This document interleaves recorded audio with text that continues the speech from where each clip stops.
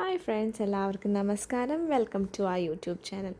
അപ്പോൾ കുറേ നാളുകൾക്ക് ശേഷം, റഫ്ലി പറയുകയാണെങ്കിൽ ഒരു വർഷത്തിന് ശേഷം, ഞങ്ങളിതാ ബാംഗ്ലൂരിലെ ലേക്ക് ഹൗസ് എന്ന് പറഞ്ഞ റെസ്റ്റോറൻറ്റിൽ വന്നേക്കുവാണ്. ഇതൊരു പ്രീമിയം ഗോർമേ ഫുഡ് സെർവ് ചെയ്യുന്നൊരു റെസ്റ്റോറൻറ്റാണ്. രജനഹള്ളി ലേക്കിൻ്റെ തൊട്ടടുത്തായിട്ടാണ് വരുന്നത്. കിഡിലൻ ആംബിയൻസ് ആണ് ഇവിടെ. ഞങ്ങൾ ബാംഗ്ലൂർ വന്നപ്പോൾ തുടങ്ങി ഞങ്ങളുടെ എല്ലാ ഓൾമോസ്റ്റ് വൺസ് ഇൻ എ മന്തെങ്കിലും ഞങ്ങളൊരു ഡേറ്റിന് പോയിരുന്ന റെസ്റ്റോറൻറ്റാണിത്. ഇപ്പോൾ അമ്മയും അച്ഛനും പാറുവിനെ നോക്കാനുള്ള ഒരു സാഹചര്യം ഉള്ളപ്പം നമ്മൾ വിചാരിച്ചു ഒരു ദിവസം ഇവിടെ വരാം, നാട്ടിലേക്ക് പോകുന്നതിന് മുന്നേന്ന്. പ്രോസ് ആൻഡ് കോൺസ് പറയുകയാണെങ്കിൽ ആംബിയൻസ് കിടു ആംബിയൻസ് ആണ്. ഫുഡ് ഫ്രഷ്ലി പ്രിപ്പയർഡ് ആയിരിക്കും. എല്ലാ ഇൻഗ്രീഡിയൻസും അവർ ഇൻ ഹൗസ് തന്നെ കൾട്ടിവേറ്റ് ചെയ്യുന്നതാണ്. സ്റ്റാഫ് വളരെ ഫ്രണ്ട്ലി ആണ്. നമുക്ക് ഫുഡ് കസ്റ്റമൈസ് ചെയ്യാൻ പറ്റും.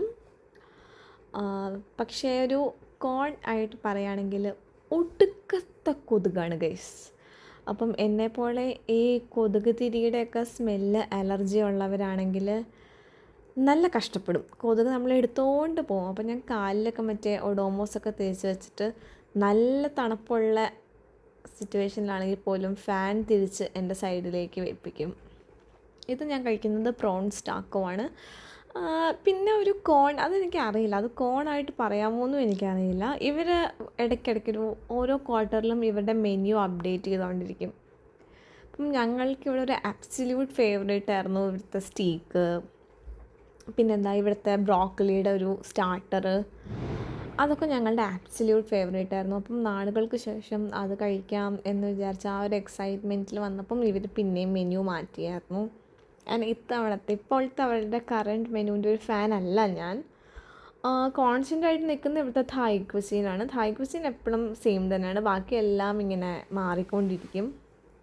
അപ്പം ഇത്തവണത്തെ കറണ്ട് മെനുവിൻ്റെ അത്ര ഞാൻ കഴിച്ച ഐറ്റംസ് ഒന്നും ഭയങ്കര ഇഷ്ടമായില്ല.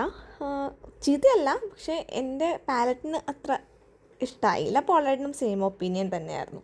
അപ്പോൾ കഴിച്ച് കഴിഞ്ഞ് ഞങ്ങൾ ഇവരുടെ ഹോം സ്റ്റേ ഏരിയയിലേക്ക് നടന്നു. അതാണ് നിങ്ങളീ കാണുന്നത്. അത്രയേ ഉള്ളൂ. Tata bye bye.